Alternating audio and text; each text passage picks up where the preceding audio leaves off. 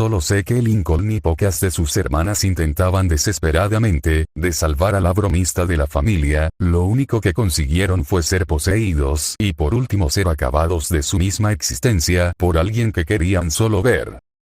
El reflejo es una de las pocas historias de Creepylots que sí valen la pena por su escritura. La historia cuenta que Lucille, la hija más gótica de la familia, decide hacer un conjuro que de plano salió todas las cosas mal. Esta historia es en base a un capítulo perdido.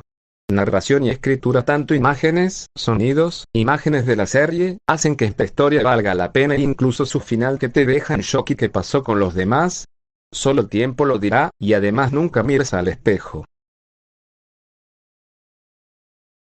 Sé perfectamente que eso dicen todos los alcohólicos.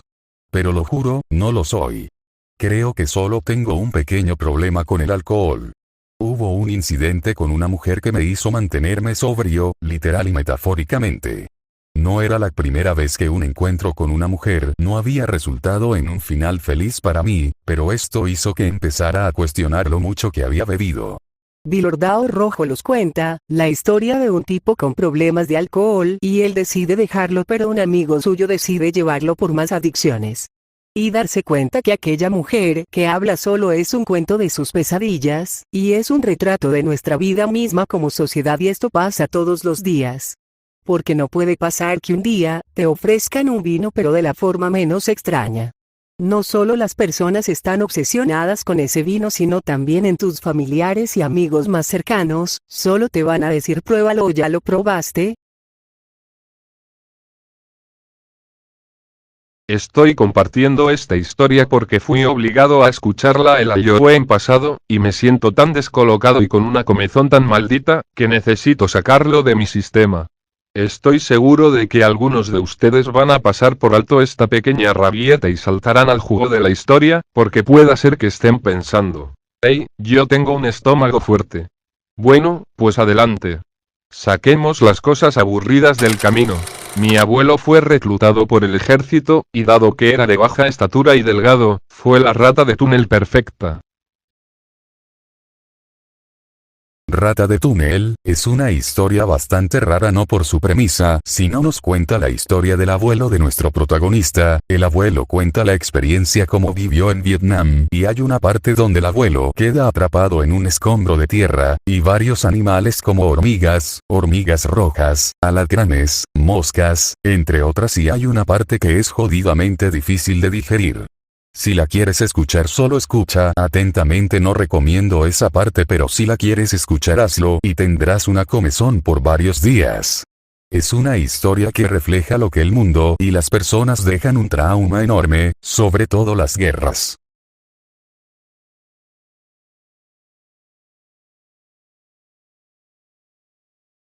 Cuando era niño, las dos cosas que más amaba en la vida eran Godzilla y los juegos de NES. Así que, naturalmente, cuando salió Godzilla, Monster of Monsters, fue como un sueño hecho realidad. Bueno, casi. En resumen, la mayor parte del juego consistía en superar niveles. Godzilla NES es una de esas historias que es una de las mejores, por su narrativa y cambios bruscos en una historia donde su autor, Cosby-Duff, no se limitó a describir cosas imposibles. Replicó el estilo gráfico del NES Godzilla real y lo llevó al extremo. Monstruos inventados pero con estética ochentera. Pantallas de selección, jefes, glitches, mapas, todo con coherencia visual. Red, la entidad demoníaca del juego, es recordada como uno de los personajes más inquietantes de Internet. No es un simple monstruo de jumpscare, sino un ser con personalidad, odio, y una relación directa con el protagonista. Cada encuentro con Red era diferente. Psicológico, hostil, perturbador. La historia esconde una metáfora sobre el duelo y la culpa. Detrás del horror pixelado hay un hombre atormentado por la muerte de su novia, y el juego se convierte en una forma de purgatorio. Ese toque emocional la elevó del típico juego embrujado a algo más artístico.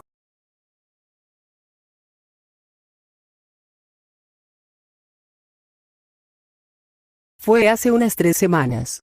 Yo estaba en Google buscando algunos sitios divertidos para mirar, y encontré durante mi travesía un curioso imageboard.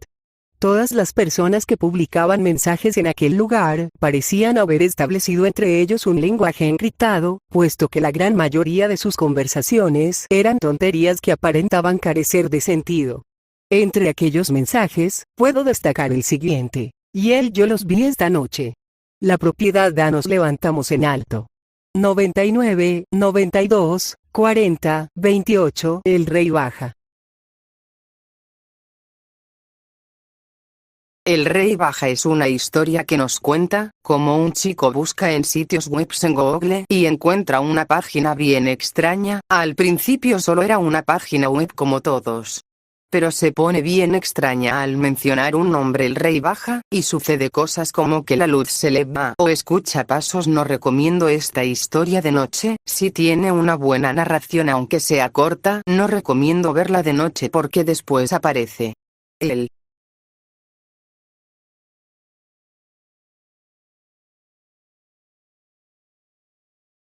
La televisión a altas horas de la noche puede resultar, por así decirlo, desolada y sombría. Seguro en más de una ocasión te habrás encontrado con insomnio a las 4 de la mañana y con la mirada perdida en la pantalla para intentar conciliar el sueño. Habrás encontrado películas curiosas que nunca volverás a encontrar u otras que ya te sabes de memoria. Comerciales de productos tan ilógicos que te preguntas si habrá alguien que en verdad los compre, o algún noticiario repitiendo las mismas malas nuevas del día anterior. He escuchado de una serie infantil que se llama Amigos de la Fe.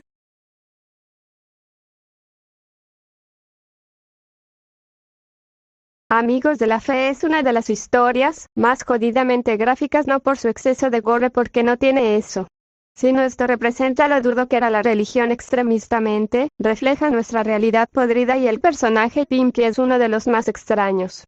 A pesar que ponga a nuestro Señor en primer lugar, sus intenciones no son buenas, no tan buenas, y además refleja que la religión tal que la conocemos ha cambiado. Eso sí, siempre hay que hacer todo por nuestro Señor.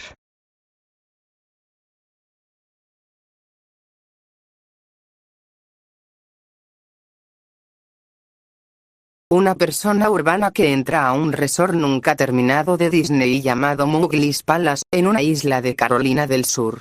Supuestamente fue un proyecto secreto inspirado en el libro de la selva, pero cerrado y olvidado por razones misteriosas. El narrador entra al complejo, donde todo está en ruinas, cubierto de moho, y con trajes de personajes pudriéndose en los camerinos, hasta que encuentra una puerta con el letrero personaje solo. Esta historia es para mí uno de los relatos más clásicos de las historias de creepypastas que yo he escuchado, y para mí es una historia donde encuentran los secretos más oscuros de la compañía del ratón Miguelito. No solo el final es algo inquieto, sino es que inspiró a un fangame de Five Nights at Freddy's, por eso se queda en el primer puesto. Si podía contarte todo el parque abandonado, no solo fue abandonado por Disney, sino fue abandonado por nuestro Señor. Ya he llegado, miren, ahí está mi hermano Marulete. Viene el burro y te la mete.